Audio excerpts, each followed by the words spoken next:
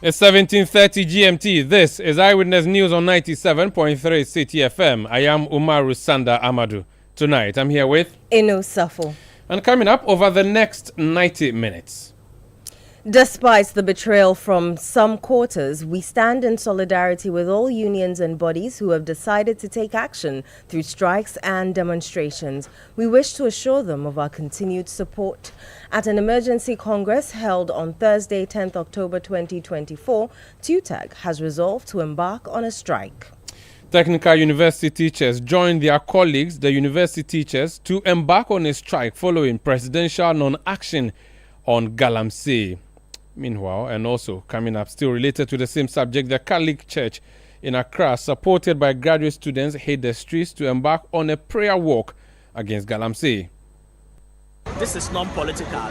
This is to ensure that we are able to get our voices heard. And what God charges us to do as good stewards of the environment, we are also partaking in that.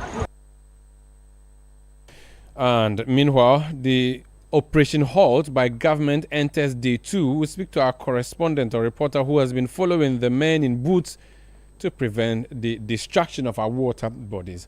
And later on Eyewitness News, Ghana Black Stars disappoint many in their AFCON qualifiers yesterday. Critics say Monday's return leg would only hasten our disqualification journey. Stay with 97.3 Citi FM for more on this and many other stories on Eyewitness News. And in business, 90% of non-sovereign bondholders tender ESLA bonds for restructuring. That's in 50 minutes from the Citi Business Desk. Eyewitness News is live across Ghana on a number of affiliate stations. In the Upper West region, we are on Tumpani Radio 88.5. In Nadoli, we are also in Jirapa on 96.1 FM. That's Jirapa FM. We are in the Upper East region on Rekas 92.1 FM in Bongo, Namo. If you go to the Northern region, we are live on North Star Radio 92.1 in Tamale. In the Northeast region, we are on Nobia FM 98.1 in Nalerugu. In the Western region, we are on Beach 105.5 FM in Takrady.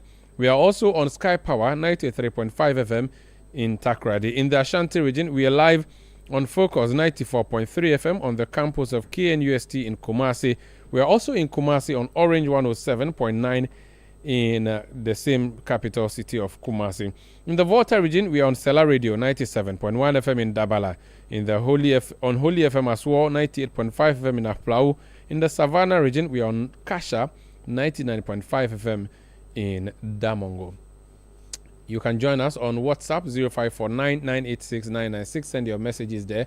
You can also go to Twitter, now known as X, and drop your messages there. Use the hashtag Eyewitness News. My handle is at Umaru Sanda. You can also send your message to @Citi973. We reported for you yesterday, or 2 days ago actually, that it was an anticlimax as organized labor had planned a mass protest against government non-action or inaction on the fight against illegal mining. However, when it came to it, organized labor withdrew from the plan to embark on a demonstration. UTAG, the University Teachers Association of Ghana, broke ranks and decided to go on a strike. It appears UTAG would not be in the cold. It's been joined by fellow teachers at technical universities that we previously called polytechnics. So the Technical University Teachers Association of Ghana, TUTAG, has just announced that they're also embarking on a strike. Professor Eric Awere is Vice President of TUTAG. He's joined us on the line. Prof, you're welcome to Eyewitness News here. Hello, Prof. Hello. Good evening and welcome to Eyewitness News. Good evening. Talk to us about this decision of TUTAG. All right. Good evening once again. And let me say again, good evening to your cherished listeners and all members of TUTAG. When it comes to the issue of illegal mining in Galamsey, a lot has happened over the past couple of years. And until recently, yesterday, organized labor had declared a strike action compelling government to take decisive action on addressing this menace. TUTAG, as a body being part of organized labor, was in full support of the strike action.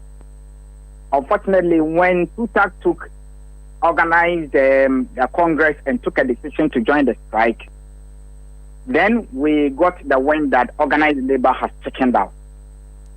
But we feel that this issue is not politically aligned. If people are getting sick, it is not only NDC or NPP people who are getting sick. Even those who do not vote are all getting sick. And we feel that it goes beyond MPP and NDC. And that TUTAG yesterday took a decision to embark on strike.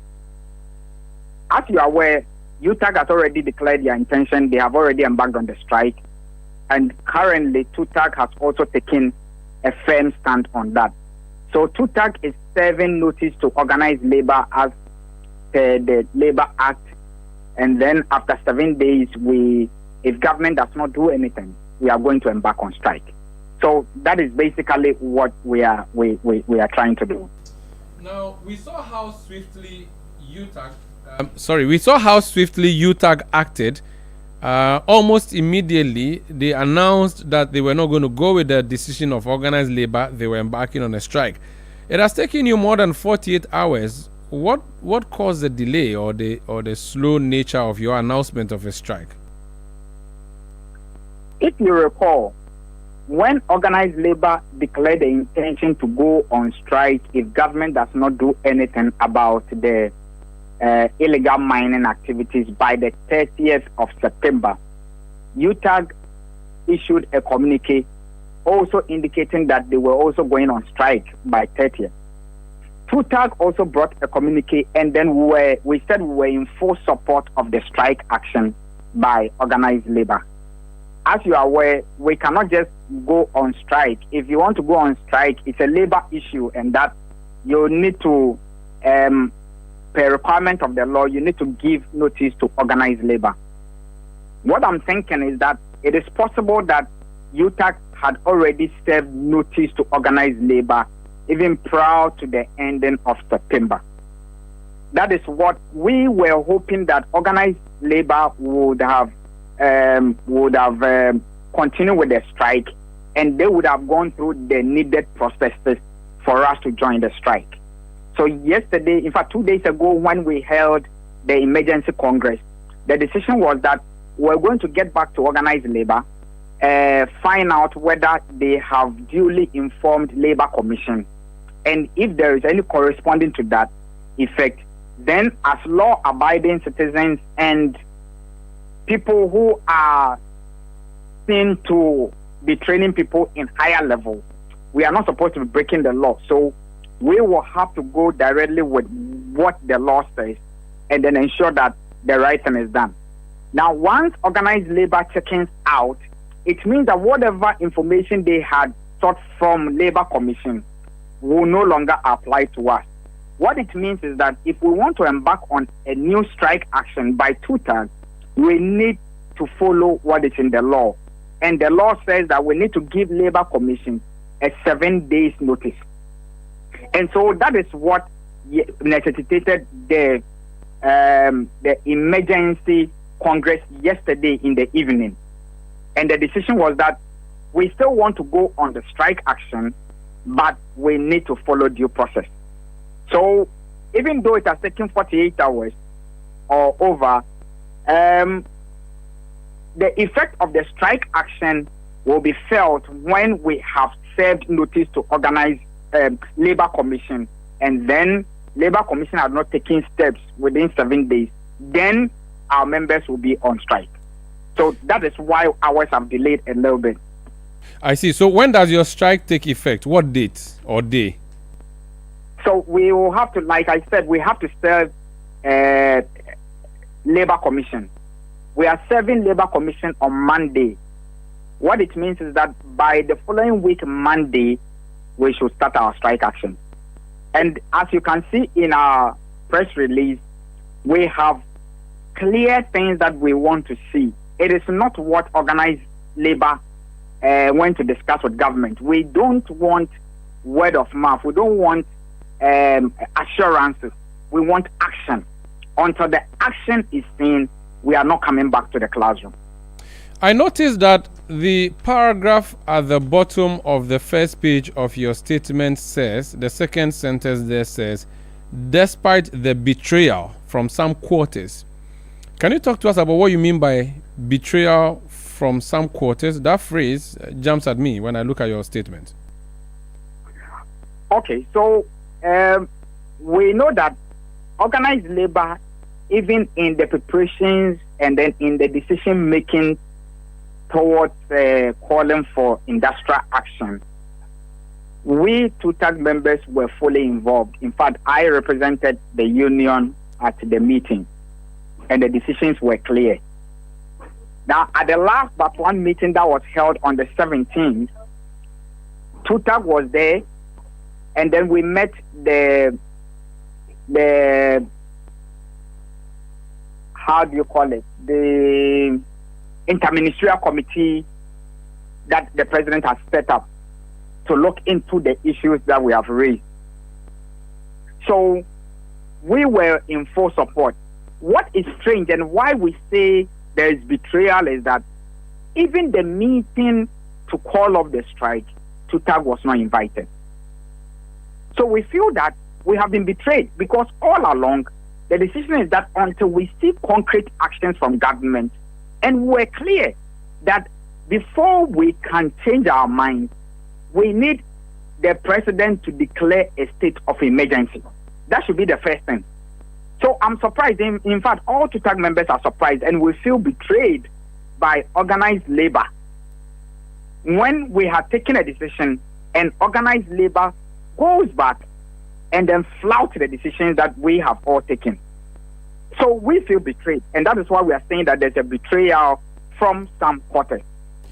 This issue of betrayal, of course, you can agree with me that it is not every union in organized labor.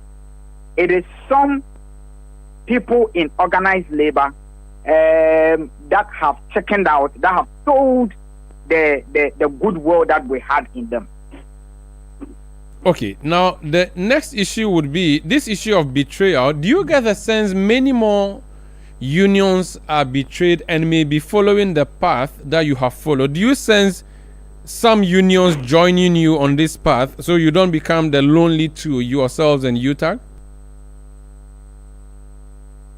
Well, each union have their own constitution, and as the Constitution of Ghana says, they have the right to industrial action.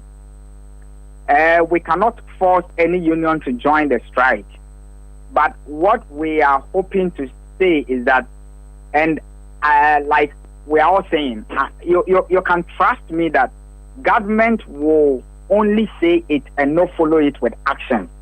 And when it gets there, other unions will begin to join the industrial action. But as it stands now, we don't mind whether it is TUTAG and only UTAG that are on strike. We feel that somebody has to take action. If other unions decide not to take action, that is for them to worry about. We will not sit down aloof and allow the environment, the health, and the survival of people to be destroyed. Finally, there's been allegations, which allegations are rife and all over the place, that some of your colleagues took bribes or money, and that is why they chickened out. Has this come to your attention? Is there any weight in this claim? There are a lot of speculations. In fact, I read some on the social media, some saying that 400,000, some 2 million here and there. You know, these are bribes, and as you know, in Ghana, bribes are not really, if you are giving somebody a bribe, it's not really documented unless the person wants to have the opportunity to hold a gun to your head someday. But we have heard, and we feel that it's unfortunate. If the person who has given the bribe has not done the nation any good service. Those who have taken the bribe, if in case they have also not done the nation a good service. Whichever way, if they decide to take the bribe and allow the system to go, let things to go the way they are going, it is not only one person who is going to suffer. They are also going to suffer. But we as learned people, will not sit down, will not take any bribe, and then sell our conscience. We will not sell the very people we are here to protect. So that is what I will have to say. We have heard the speculations, we have heard the stories. We don't have any concrete evidence to back these claims. So it is difficult to say whether somebody has been bribed or not. But whichever reasoning behind organized labor checking out of this strike action, that is up to them, and I'm sure their conscience will deal with them. But as far as we are concerned, we are resolute, and we are not going to let it go until concrete and decisive actions are taken to address this menace. Thank you so much for speaking to us, sir. Thank you very much. That's Professor Eric Awere. He is Vice President of the Technical University Teachers Association of Ghana, TUTAG. So what it means is that technical university teachers are on strike, or will be on strike because of Galamsey. University teachers also on strike. Now, while that is happening, there's also legwork on the streets. Eno, give us a summary of that story. The Catholic Archdiocese of Accra today petitioned President Nana Akufo-Addo calling for a complete halt to illegal mining activities after embarking on a prayer walk. The walk drew hundreds of members of the Catholic Church and groups such as Crusaders Against Galamsey, all united for the same cause. The Deputy Chief of Staff in charge of operations received the petition on behalf of the President. Here are some participants of the walk speaking to Citi News.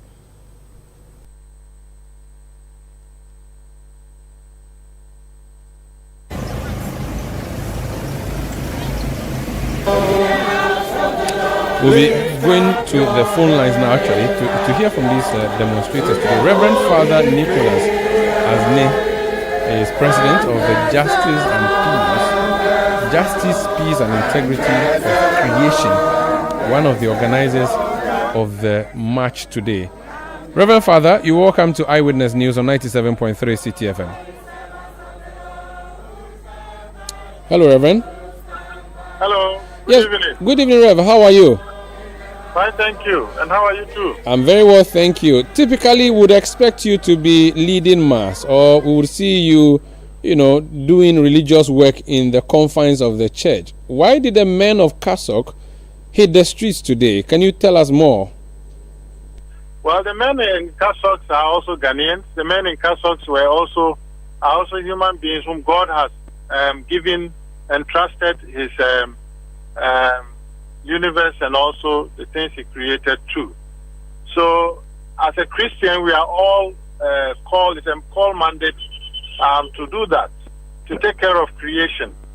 Just like Pope Francis put out his encyclical a couple of years ago, about 8 years now, where he says that the earth is our common home.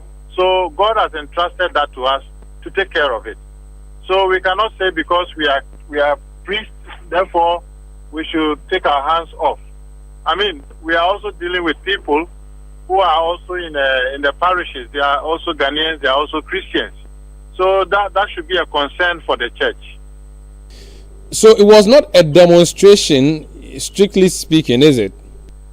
Yes, it was strictly speaking, it wasn't a demonstration. It was more of a prayer, which also sends out signals of our not happy with what is happening, and of course also calling on government to change the situation, and calling on also Christians to live a better life, especially those who are doing the Galamsey. I mean, these are Christians, these are Catholics, these are Pentecostals, they are all over those places. So it is our prayer that the Lord will touch their hearts and they will change. I understand why you would use prayer, because that is really your forte, but prayer walk, I don't know how does that work, or how did that work? So a prayer and a walk, from where to where? How did you do it? And did you have to carry placards like demonstrators do, or you use the rosary? Tell me what happened on the street, sir. Well, prayer walk, I mean, for prayer should be part of your life. Prayer should be anything you do. Carrying placards were also the messages that we had and the intentions that we wanted to pray for. So the messages were up, just like any other people who are doing demonstration. But then our messages were more on the ecology, more on how to be friendly towards nature and friendly towards what God has given to us. So those are the things that we wrote on the placards.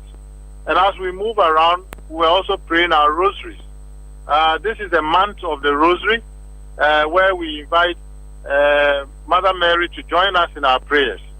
We remember a scripture where she was the first to go and ask the Son in a wedding feast. The first time Jesus performed a miracle is the mother who went and asked him to do that for the couple, so that there will not be maybe disgrace to the couple or something.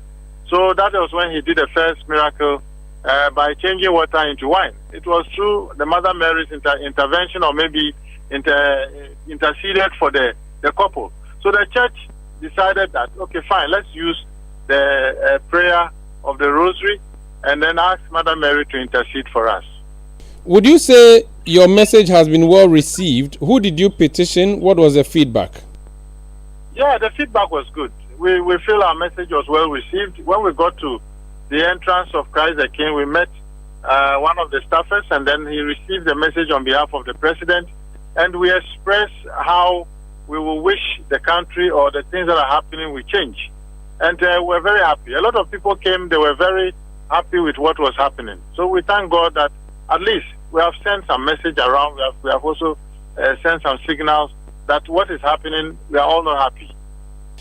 Is there another plan, maybe something coming up next, or that would be it for now? Yeah, we'll rally again and find another way. This time round, probably we may go to the grassroots, talk to the chiefs, talk to the young people in the area, as government is also doing its bit. This is not a fight, or this is not a work just for the government, it's for all of us. Because when something happens that is not good, it will affect everybody. So that is something that we intend to do. We are yet to meet, we are yet to come together again and then find solutions, maybe involve around areas where they are doing the galamsey, or where they are digging. We can talk to some of the priests there, we can talk to the bishops in those areas and see how best we can engage the people there. We need to also do sensitization. It's not just about them. Now the prayer walk, let me just add this quickly, is not only, galamsey is the focus, but we are also extending it to other areas, like littering around on the streets and other things, and then felling trees by heart. I have been to the Afram Plains a couple of months ago, where we have tried to engage the people there, the stakeholders there, to find means and ways to find means and ways to encourage people to do replanting. We don't have alternatives to the young people there, and therefore we were saying that as much as they want to cut and bend charcoal and all of that, but they should also learn how to replant. Otherwise, generations will go, generations will come, and nothing will not be.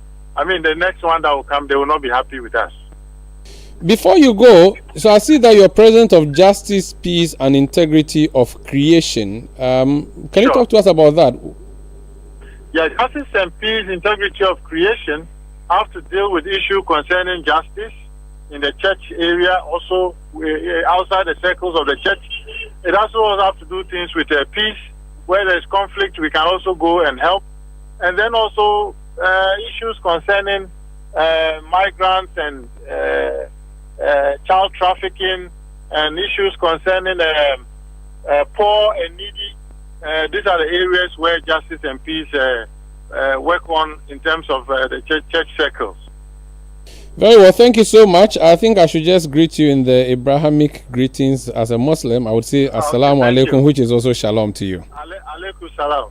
Thank you so much, Reverend Father Nicholas Azne. He's president of the Justice and Peace and Integrity of Creation, one of the organizers of today's protest. And they went on a prayer walk in Accra, supported by the Graduate Students Association of Ghana. And they are sending a message to the president and the government that there's some action that ought to be done. In fact, the government started some action between yesterday and today. Soldiers were sent back to their grounds.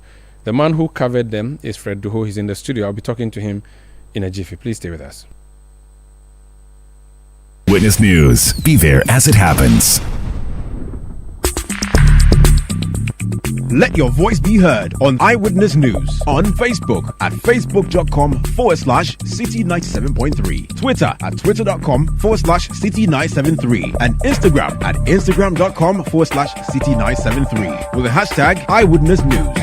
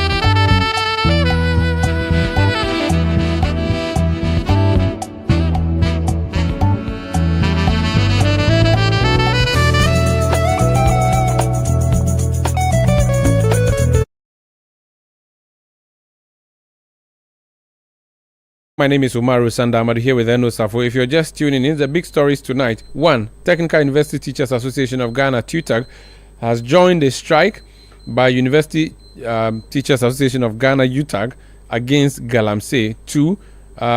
Catholic Church in Accra went on a strike today, not a strike, on a prayer walk on the streets of Accra today to press home the demand for action from the government. I'm talking about action from government. Yesterday dawn, the military deployed to some mining areas. Fred Duho of the Citi newsroom followed them. Fred, you are welcome to Eyewitness News. Thank you very much, Sunday. What time did you guys leave Accra? We left here around 3 a.m. 3 a.m. And we got back around 9 o'clock. So what was the plan? What did they do? Well, the men in uniform went all the way to the eastern region. That was the very first point of call, the Ebrim River, to be precise. So they were in the... Is that different from Brim? Is Ebrim different from Brim River? Well, I'm not quite conversant with that terrain, but Okay. if I paint a picture of the district, you may get it better. So the Etiwa East district, where the Deputy Minister for Finance, Abnal Asari, hails from, or is the current MP.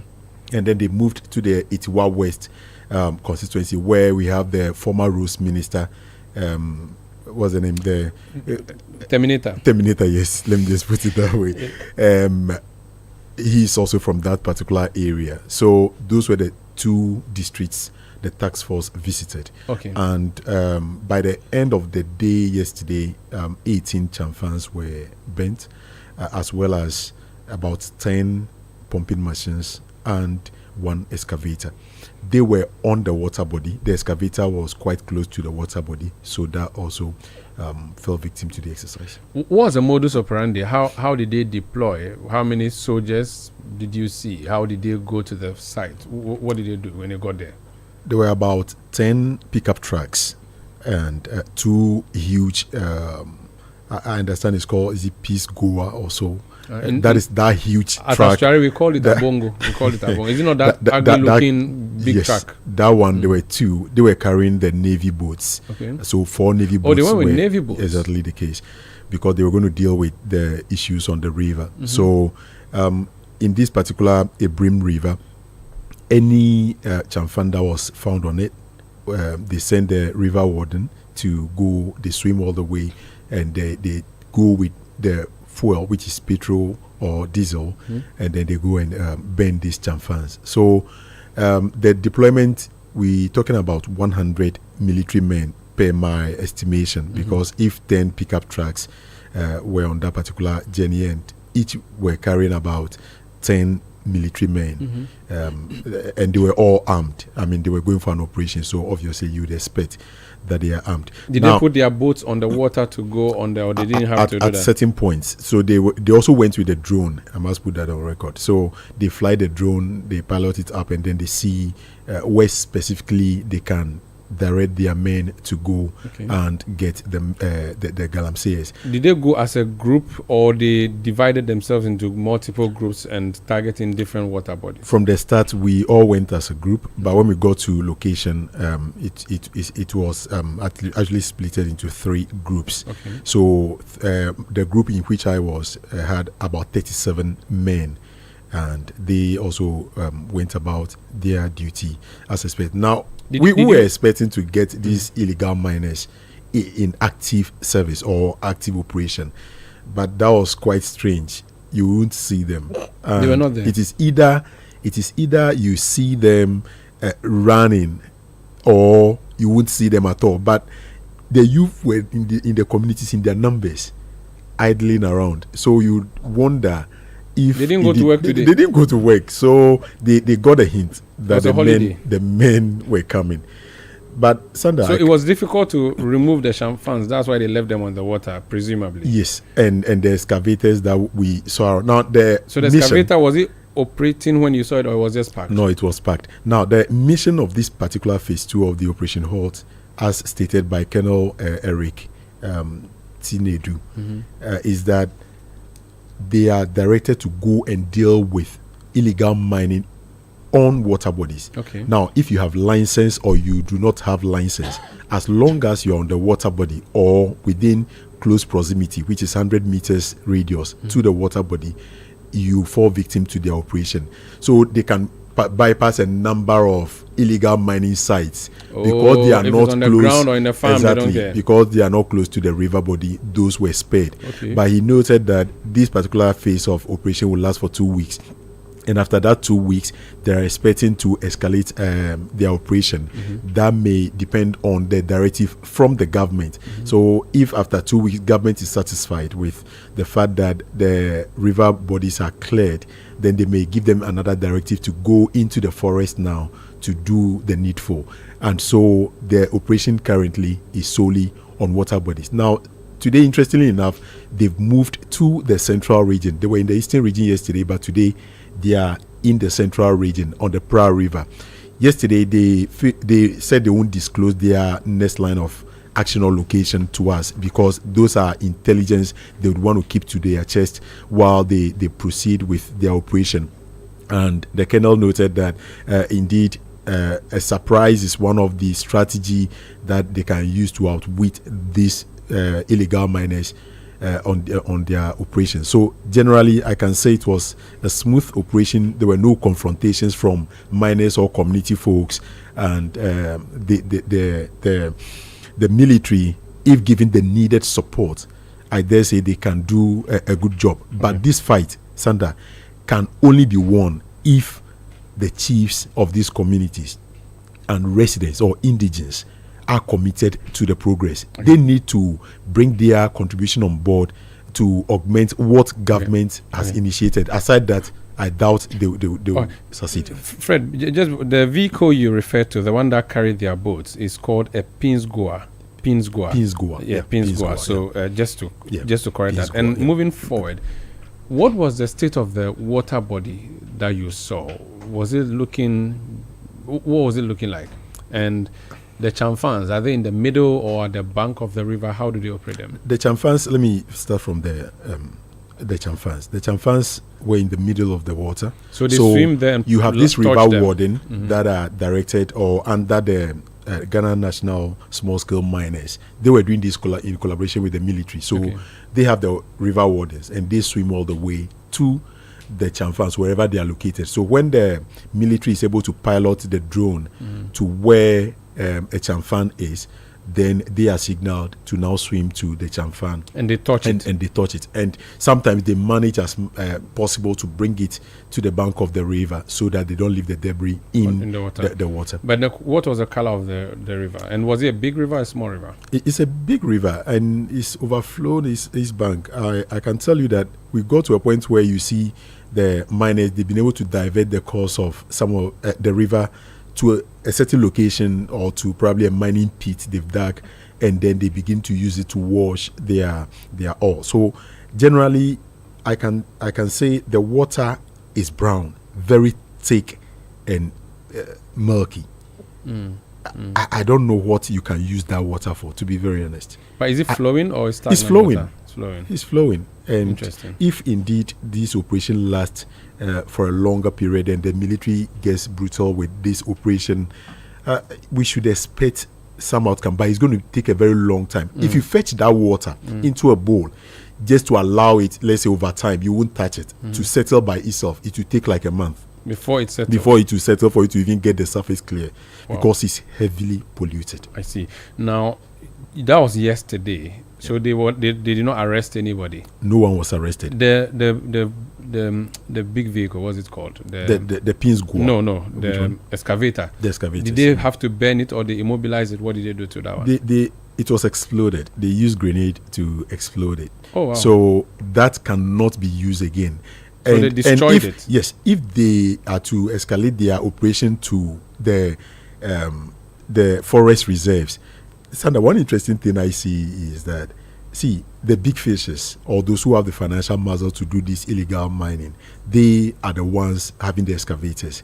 The small boys who can afford 50,000 Ghana cedis, we are told, a chamfan cost, they are on the river body or on the bed of the river doing what they are doing. So if they are supposed to extend their activities, the military is expected to extend its operations to the forest reserve and other red zones. The number of excavators that will be destroyed, I tell you, to be in the thousands. Because you go to one mining site, you are seeing about 6, 10, or sometimes 15 excavators all around. And because they also got notice that the military were coming, all of them were not working. The excavators were all packed. Now, what some of these guys told us is that if they want to destroy these excavators, because the previous Operation Halt yielded no benefit. For instance, when we talk about the fact that they when you burn it, you can go back, get a mechanic to work on it for you to bounce back to operation. But this time, if they are able to use grenade, they explode it. Even the entire metal of the the So you saw that excavator- happen. Yes. You saw the explosion. in that your- happened. So it's completely destroyed. It's destroyed. Thank you so much. And so today they didn't go to Eastern region. They went to Central. They went to region. the Pra River, Okay. specifically in the central region. And that place, we are told, when the illegal miners saw the men coming, I spoke to the colonel, and he noted that indeed they seized one man-made, what's the name? Pistol. Yes, and a number of cartridges as well at one So particular site. locally made. Locally made. Okay, that's fine. Locally Fred, made. thank you so much. Fred Duho is my colleague here in the newsroom who followed the soldiers yesterday on Operation Halt. Let's listen to the commander of Operation Halt Task Force, Colonel Eric Tenadu. And so far, we have been able to destroy 10 chamfang, and then some water pumping machines, a number of them, about 7 of them. And then we have been able to seize one single barrel weapon, locally manufactured, and a BB cartridge, and then a set of mechanic tools. We have seized all these things, and we have bent some holes, the holes that they are using to take the water from the river and wash back to the river. We've gathered all the holes and we've bent everything, and currently we are preparing to move to another area. When we go to the site, they are escaped. Then these are some of the items that we picked from the site. Yes, for military operations, usually, if you achieve success, surprise should be the leading role. And so that is the reason we are here today. I'm unable to tell you where we are moving next, but then I can assure you that we are visiting all the major water bodies in the country. And so they should all be prepared for us. They will surely see us, but as to when, I cannot tell.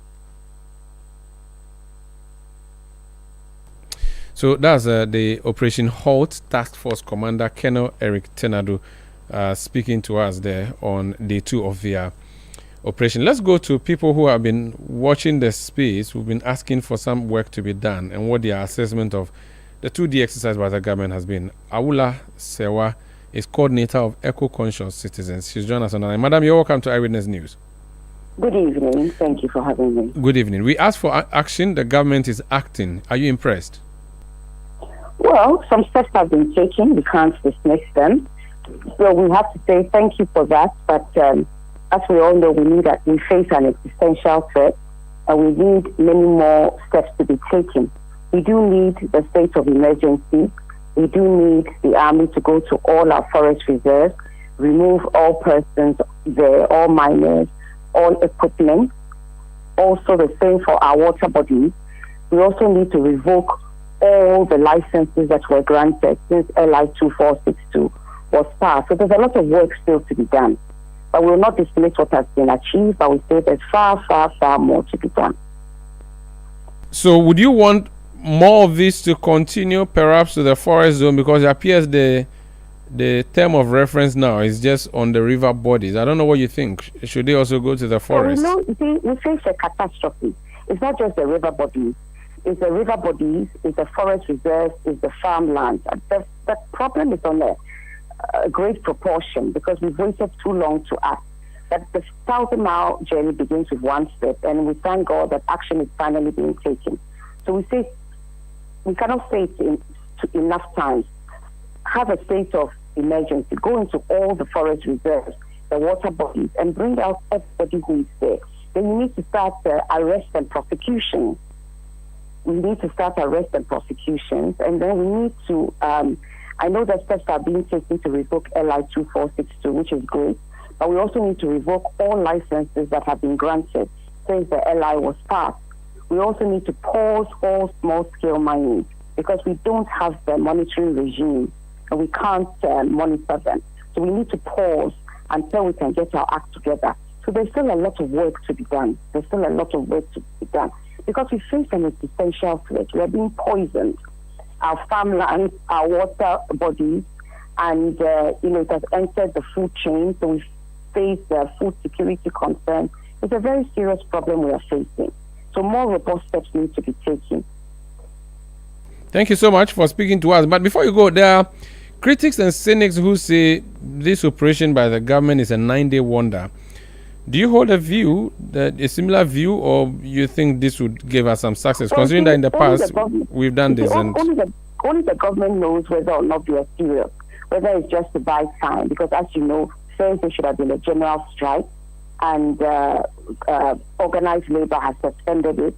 We salute UTAG for being the conscience of the people.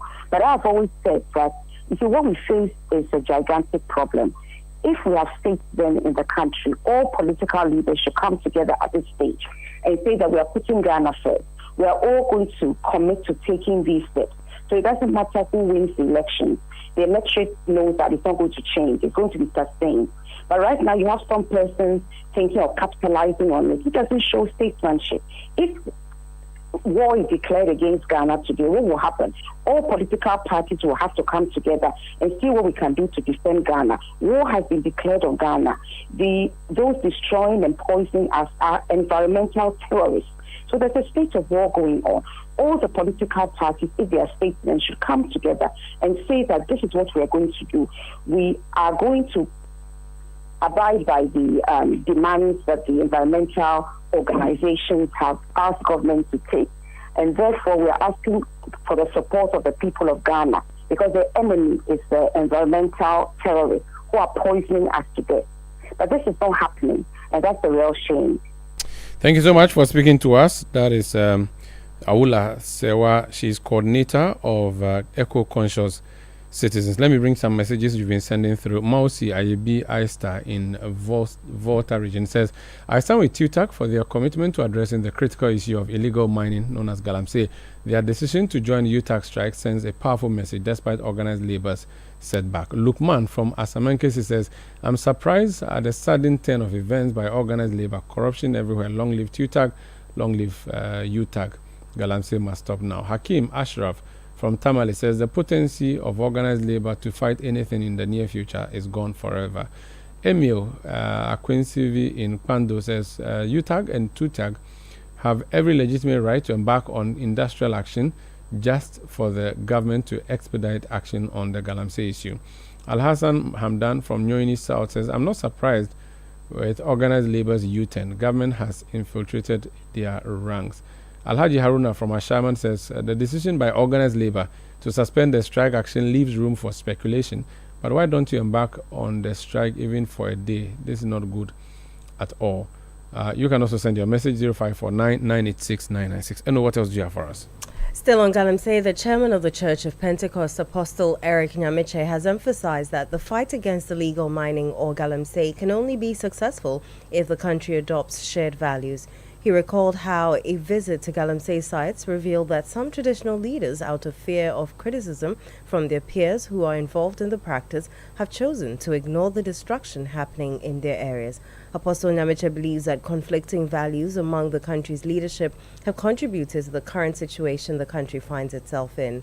Speaking to the youth leadership of the Church of Pentecost at the Younger Generation Politicians and Leaders Conference at the Pentecost Convention Center in Gomwa Fete, Apostle Nyamiche urged the youth to set aside conflicting values and actively support the fight against illegal mining.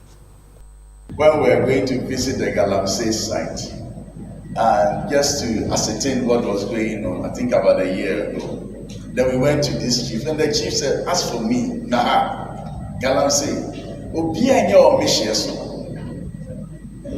Then I asked him, but chief, are there some chiefs who are involved in this? I said, I mean, maybe them cry. Why we are not able to solve Galamsey is that there are no shared values. This one has his thinking. This one has his thinking on the issue. If we all sit down as human beings, we will solve this problem. That is why you always need good leaders. Now listen, we all have our minds. So when a leader is not directing us to where the thing should go, all of us will come on with our opinions, and that is what we mean by division. And nothing is solved. And so we want a people living with conflicting values will find development a mountain to climb. We need a moral vision. Once you are living with conflicting values, development will be a mountain to climb. You heard the chairman of the Church of Pentecost, Apostle Eric Nyamiche. Let your voice be heard on Eyewitness News on Facebook at facebook.com/Citi97.3, Twitter at twitter.com/Citi973, and Instagram at instagram.com/Citi973 with the hashtag Eyewitness News. Hey, Auntie Elsie and her replica. Long time.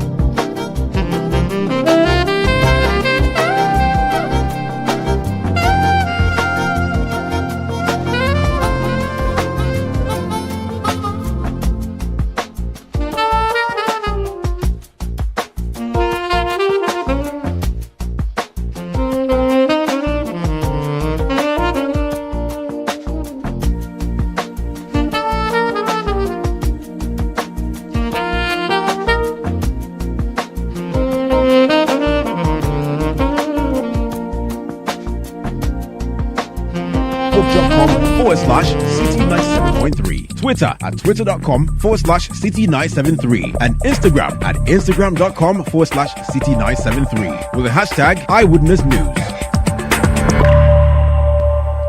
Time now for City Business News on Eyewitness News. My name is Inusaf. Let's settle for the details of our stories. ESLA has disclosed that around 90% of non-sovereign bondholders have successfully submitted their bonds for tender. There's more in this report by City Business News' Emmanuel Opon.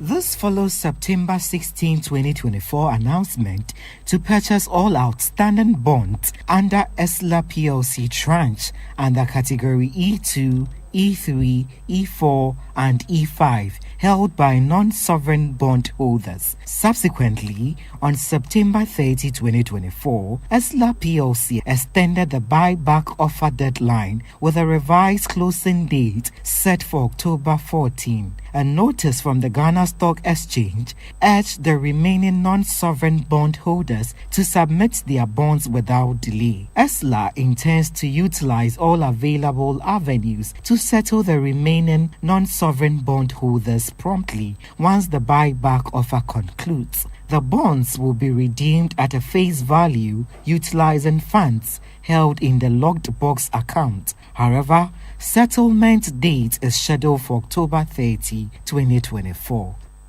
That was Emmanuel Opon's report. Away from that, the board chairman of the Agricultural Development Bank, Dasebre Ekwamwe Japon, the second, has been directed to step down from his position with immediate effect. This move comes in the wake of serious allegations of misconduct involving a transaction amounting to 2 million Ghana cedis, which has cast a shadow over the leadership of ADB. The Bank of Ghana, in a letter addressed to the board chair, indicated that his continued holding of office as a director of the ADB has become untenable due to the irreparable damage these events have caused to the image of the bank. The decision to relieve Dasebre Ekwamwe Japon II from his position is in accordance with Section 1032D, Banks and Specialized Deposit-Taking Institutions, Act 2016, Act 930. Banks and specialized deposit-taking institutions risk an administrative penalty of no less than 2,000 penalty units for non-compliance with the Bank of Ghana's Financial Inclusion for Persons with Disabilities Directive. This means that financial institutions found non-compliant will face a minimum fine of 24,000 cedis. City Business News' Daniel Sakite has more in the following report. The objective of the Financial Inclusions for Persons with Disabilities Directive, according to the Bank of Ghana, is to promote access to and usage of financial products and services by persons with disability, and also to establish a framework for financial service providers like banks to develop policies, procedures and facilities that ensures that PWDs have equitable access to a wide range of financial services. According to the document obtained by City Business News, banks and specialized deposit-taking institutions are prohibited from denying persons with disability access to credit or any other banking product or service due to their disabilities. Banks and SDIs must also provide priority service to PWDs. On the matter of accessibility, the directive mandates banks and SDIs to provide custom-made electronic channels such as automated teller machines, point of sales, and mobile POS systems. Such electronic payment channels shall be placed at a level that will be accessible to persons with mobility impairment, have voice guidance software, sharp contrast keypads or braille keypads, amongst others, for persons with visual impairment. Again, banks and SDIs must offer tailored customer services such as specially trained staff who can communicate in sign language for customers with speech or hearing impairments. The Bank of Ghana has served notice that failure to comply with the directive will result in an administrative penalty of no less than 2,000 penalty units, which translates to 24,000 Ghana cedis. Additionally, the Bank of Ghana may impose further remedial actions such as publishing periodic reports on its website listing compliant and non-compliant financial service providers. That report was put together by Daniel Sakite. The Ship Owners and Agents Association of Ghana has dismissed allegations of shipping lines charging illegal fees.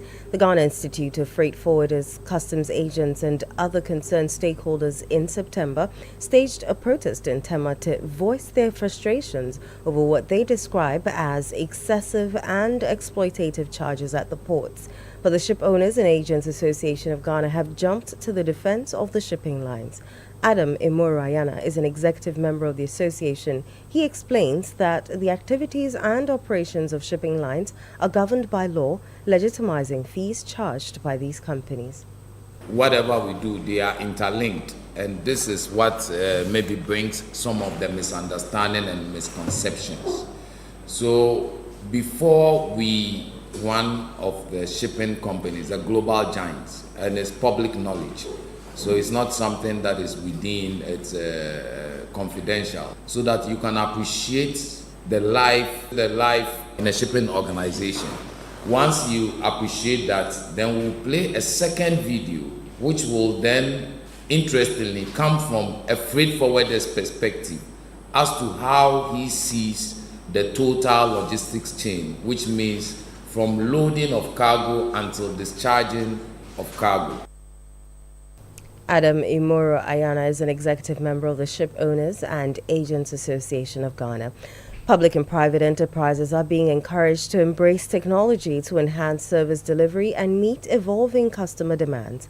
The Customer Experience Professionals Ghana posits that the rapid transformation in industries has significantly raised consumer expectations. Speaking at the 4th Annual Customer Experience Conference under the theme Citizen Experience, We Are Customers, President of Customer Experience Professionals Ghana, Esther Ofosuhene, emphasized that improving customer satisfaction is key to driving economic growth.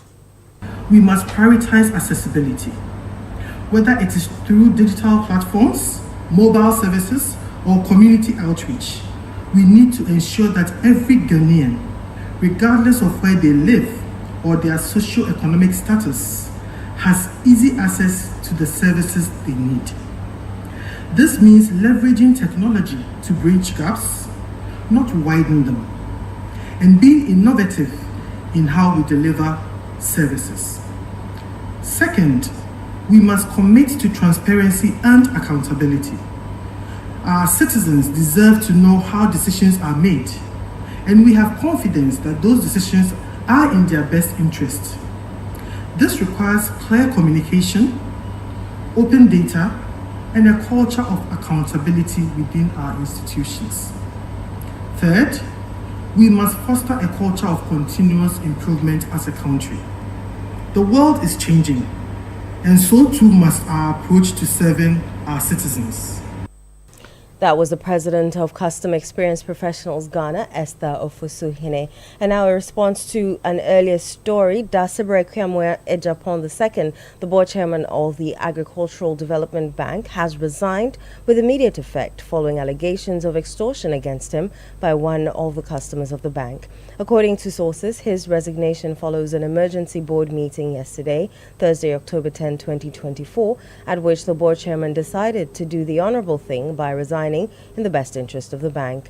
It will be recalled that a customer of the bank, Collins Dakwa, petitioned the office of the president, alleging that the board chairman, who doubles as the Kwomhine, extorted a significant amount of money from him in exchange for a 12 million Ghana Citi loan. The businessman detailed in his petition how the board chairman demanded 50,000 Ghana Cedis upfront and further loans from him for the approval of the 12 million Ghana Cedis, and appealed to the presidency to help him recover a total amount of 2,408,000 Ghana Cedis from the board chairman. Under pressure from my suppliers to produce logistics for the cashew to be supplied, I had no other choice than to agree to the conditions, Mr. Dakwa said.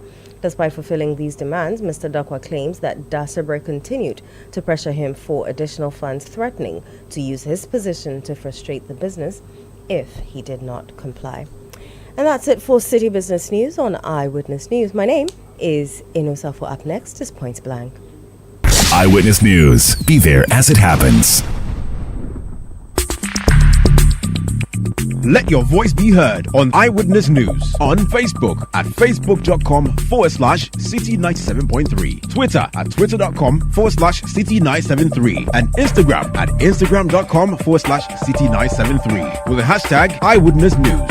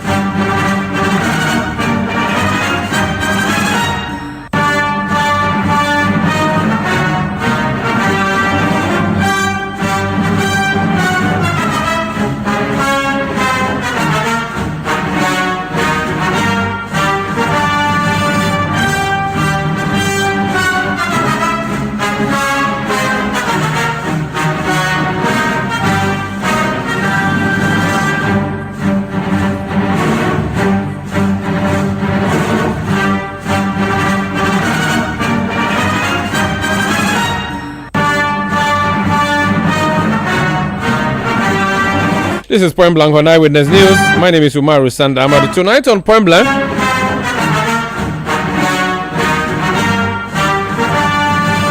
we're talking about the Black Stars. Let me remind you that the Black Stars, not the Black Stars, a Point Blank segment on Eyewitness News is brought to you by Kivo Pepe Mokoshu. Kivo Pepe Mokoshu. You can call it hot pepper. Oil show. They are the proud supporters of Point Blank. And tonight we are looking at our Black Stars. They were in action yesterday here in Accra. Aside the traffic that they caused, or the gridlock that they caused, it was an absolute waste of our time as a nation. Actually, the traffic was also a waste of time. So you can say the Black Stars messed up us both on the pitch and on the streets. And Accra was dead last night. Ghana was dead. We didn't lose, but we didn't win either.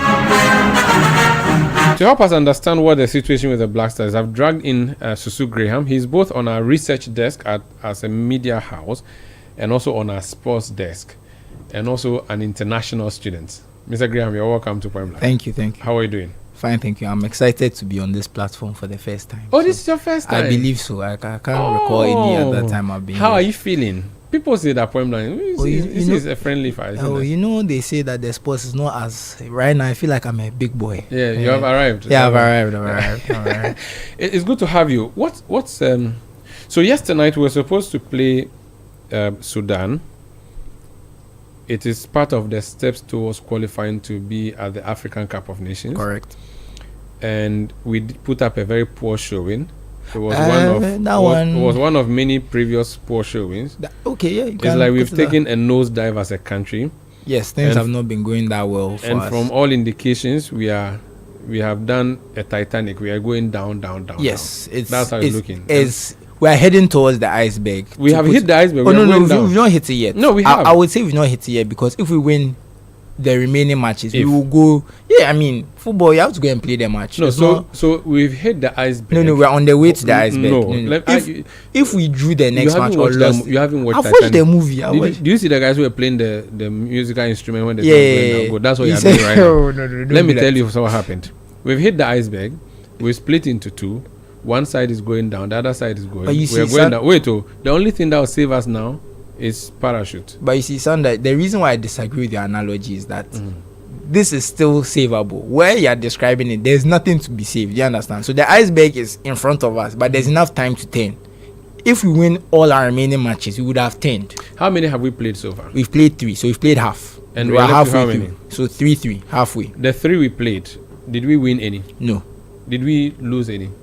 Oh, yes, we lost one to Angola and Kumasi. So if you remember, that's when the pitch invasion happened and stuff. So we lost one and drew 1-1 and 0-0. So we drew 2. Yes. 0-0. Yes. And we lost. No, 1. So 1 was 0-0. 1 was 1-1. So against Niger, we drew 1-1. So far we scored only 1 goal out of 3 matches. Yes. And you are hopeful. I'm not hopeful. I didn't say that. I said that it is salvageable. There's a chance we can win the remaining 3 matches. That's why I said the iceberg has not been hit. I think we have hit the iceberg. Now let's talk about what happened. I will say factually that's wrong. That one day. Okay, you are the researcher. Who am I? Thank you for appreciating my competence. What's wrong with our ship? Our football ship? There's a lot going on. You could say it's a coaching problem because we are struggling to score goals. We are not defending that well either, so we are not really that compact. So it definitely seems to be a coaching problem, but you can also look at the larger issues with the GFA, because I just did some research. I was asked by Coach Nimli to do some research, and I was looking at the number of matches we win per year, the number of games we play, all those type of things. So it looks like since Keto Kreku took over, we've won only 36% of our games since he became FA president in October 2019. We've only won 36% of our games, which is not good at all. So 5 years ago? Yes. Below 40%? Yes, we are 36.5% to where be exact. 50% is a pass mark. You can put that way. So of the 52 games per sources, I used Wikipedia as one of the best places for football results and stuff. Wikipedia, but also very untrusted by many research people. Well, that is true, but in terms of football results, it's very reliable. Very well. So we've played 52 games since October 2019. We've won 19, we've drawn 16, and we've lost 17.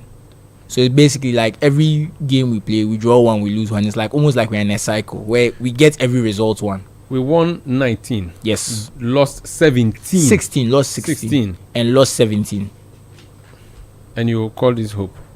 Oh, I mean, they can win. They can win 3 in a row. So it's an not Otuado. We'll come to Otuado. It's a Ketokriku issue for you, first of all. Well, I don't know if I can say that categorically, but results have not been good under this FA president. It's clear to see. Now, why the results have not been good is open to interpretation. Some people believe that our Black Stars are too pampered. They don't have national pride. They don't want to play for their shirt. Some people believe that. Some people believe Ketokriku is not fit to be GFA president and he's mismanaged the FA. Some just believe the players are just not good enough. Some believe that we've not hired the right coaches. I mean, we've had, since Ketokriku became FA president, we've had CK Akono. Apia has come? No, CK Akono. I believe it's CK Akono, Chris Houghton, Otuado. This is second time. And Coach Milo, who came back. So we've had about 5 coaches, if I remember correctly, in that time, which is also a bad sign because it basically means every year we have a new coach, which is not a sign of stability. So there's also that. So let's go on the phone line. We are going to do a joint interview. Augustine Ahimfo played football for the Black Stars. I think he was playing when you were not born. He started when I was not born. Good. He's a former Black Stars player. Sir, you're welcome to Eyewitness News. Thank you. I was having a debate with my colleague in the studio. I said that the ship of the Black Stars has hit the iceberg and we are going down to the bottom of the sea. He thinks no, we are yet to hit the iceberg and there are chances we can be steered back to success. You are the man who knows the pitch inside out. From what you are seeing and from what you saw yesterday, is there hope? There is hope. I think the Black Stars can never be a ship because a ship will sink and sink forever. It will be even difficult to salvage it. But this is sports, and so you can have phases where you go down, your performance will not be encouraging. But with the right mindset and plan, I'm sure you'll be able to revive and come back to where you are expected to be. So I agree with your colleague. The team is not sinking. Well, there is a future, but we need to, first of all, plan and plan well. Okay, so what is leading to the turbulence in the ship then? What is leading to the heartbreaks we've been witnessing? And our performance towards these qualifiers, you would admit, was abysmal, if not worse than that. We haven't had the results, but it's not abysmal. You know, when it comes to team sports, success alone, you can term it as factors that are affecting performance. And what are the factors? There are a lot of factors. If you go into coaching, I think about 10 factors that will bring about success. To the extent that sometimes equipment even will affect performance, positively or negatively.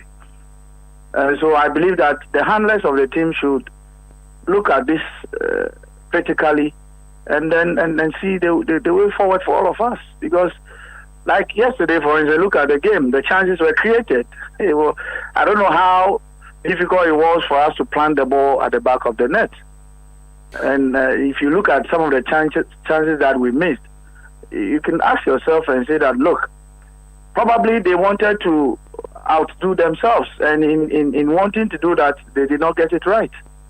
Also, you can also say that the dress down, more or less, from the president of the FA, which was made public, I don't really know why, could also have contributed to what we saw yesterday. So how can somebody like Mohamed Kudus miss that ball when he had just a tap in? He just rather decided to play the ball back to where the goalkeeper was coming from. It's good you mentioned Kudus. He was our leader on the pitch yesterday. Not many, but there are people who hold the view that he should have gone to Jordan, the captain's band, in the stead of Partey, who is not well. What is your view? If you were the man on the touchline being our coach yesterday, who would you give the band to? Sanda, where we come from, I mean, where we are coming from, let me say Africa or whatever, sometimes we read meanings into everything. Look, in Europe, somebody can even be given a captain because that person is celebrating his birthday. And on that day, a coach can say, give the captain armband, and nobody will have an issue with it. Thomas Partey did not show up. And then the coach decided that the captain armband should go to Kudus. So be it. I don't think we have to read meanings into it. Because at the end of the day, if we had won, would we have spoken about it? No. So those of us who play the game, I don't think this really is an issue. It's become an issue because the public is talking about and they saw the negatives in it because we did not win. These are the issues. Mr. Info, I have a question for you regarding the video that was released by the GFA of Kurt trying to motivate the players. From a psychological standpoint, as a former player, how do you think you'd have reacted to that? And do you think it worked, played a part in the performance? How do you feel like that video was received by the players? Let me also ask you a question. Was the speech that you saw motivational enough? Oh, I'm asking you because I've never been a footballer. I'm asking you how you would have felt about it, because from where I was looking, the players did not seem to respond. But maybe I've not been in a dressing room. Maybe sometimes even when a speech seems to be received like that, it's received well. So that's why I'm asking you what you think about the speech. So there have been worse speeches than this in different dressing rooms or meeting rooms. But it is never made public. The question is, who were we trying to impress?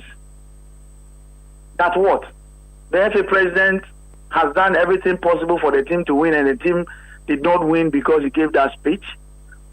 Or he could have given that speech behind the scenes without that speech being made public.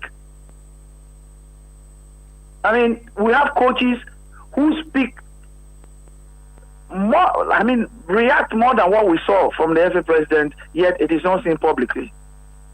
I've been in dressing rooms where coaches have kicked stuff around and all sorts of things. But it stays in there. But the moment it becomes public, then obviously the psychological aspect of it will come into play. And that's what we've seen. I said before the game that this could be negative or positive. I don't have any issue with the way he spoke to them. Not at all. But it shouldn't be made public.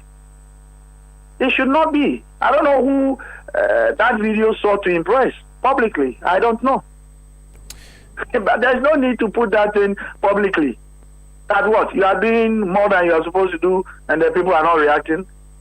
But that reaction can be either negative or positive. So I believe that as a people, we need to look at the things that... It's like the President of the Republic going to have a cabinet meeting and the next moment you see that the President was angry in the cabinet meeting and was speaking harshly to a minister. Is that what we are looking for? No, I don't think that's what we are looking for. No. I believe that in the future, the handlers of this team should know the things to put out there publicly and the things not to. The team do we have a psychologist in the team? I don't know. But I know for a fact that the technical director of the Federation, Professor Minta, is a psychologist.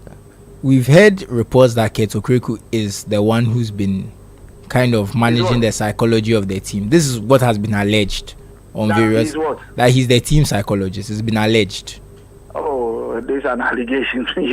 People are trying to make out there. But because if this video comes out there publicly, people will read meanings into it and say that, yes, probably he has taken that job upon himself. But I know that Professor Minta is. Because I've dealt with Professor Minta before. When I was a member of the technical committee of the FA, he was part of the technical committee more or less. Because when there was coaching training or courses being held at the time, he taught a topic called anatomy in coaching. That was his job. At the time, he was working at the University of Cape Coast, so he used to come whenever I was coaching courses in Pram Pram, and I was a technical committee, so I was more or less a resource person here and there during the courses that we held in Pram Pram. So that is his field. And he's the technical director of the FA now. If we need any psychologist for the team, he's there. Or we can employ a different psychologist, come and psych the boys up. Very well. But Yes, the president of FA has every right to speak to them. I don't have an issue with it. But it should not be public. It should not be made public. Very well. Thank you so much. Thank you for speaking to us, sir. You're welcome. Thank you very much. That's Augustine Ahimfo. I like to say that he was playing Black Stars before my co-uncle was born. But let me just say, he's a former Black Stars player. Susu Graham. Sanda, you're revealing your age, oh. No. I mean, I watch Audu Isaka. I watch Mohamed Gagos go from the center to the. So that one there. Because I didn't watch Ecuador 95. Yeah, showing off. Okay, I'm happy. And you know, I've lately been doing Audu Isaka's punk. That's what I've been cutting. The hairstyle is that's what it's Audu Isaka's punk. We have to wrap up because Post Panorama is coming up, Ben. Yes. Yeah, I'm tempted to invite Benjamin Ketia. Ben, I'm sure you're going to continue extensively on this discussion on the performance of the Black Stars. I have told Susu that I think our Black Stars is like the Titanic is sinking. He says no, we've not even hit the iceberg. I said we've not hit the iceberg. I'm not saying we're not going to hit it too. I'm saying we've not hit it yet. That's why I would love to hear what his definition of hitting the iceberg is. The iceberg means that is that we've not hit the iceberg yet. If you watch the Titanic, you see when we hit they hit the iceberg. That's when the ship kind of broke and it was starting to sink and they couldn't save it. And I'm saying it has happened. This point, it's going down now. At this point, you can be saved. You see that whether we can the submarine in America we sent to go and that's the one we have to do. Ben, do you think we are sinking or we are yet to start sinking? It's a precarious position. All I can say is that it's not unsalvageable. That's my point. That's all I'm saying. Coach Nimli, you agree that our sake is shaping? Oh, meaning what is this? The Black Star ship. It has sunk. Oh, thank you. You want sink, Como? It has already sunk. End of story. Let's leave it here. Coach Nimli there, Benjamin Ketia, Susu Graham. In fact, the whole Citi Sports crew is coming up next with Sports Panorama, which is coming up in a bit. I have to sign out for now. This has been Eyewitness News. My name is Umaru Sanda Amadu. Point Blank was brought to you by Kivo Pepe Moko Show. I was produced tonight by Kobna Wilson and Beverlyn London. The technical support from Daniel Squashy. And Emmanuel Osu supported us on the new media side of things. Let me say that if you want more news and current affairs, 8 p.m. tonight on Channel 1 Television and tomorrow 9 a.m. on The Big Issue, Channel 1 TV and Citi FM. I'm out like that. Have a great weekend. See you on Monday, inshallah. Good night.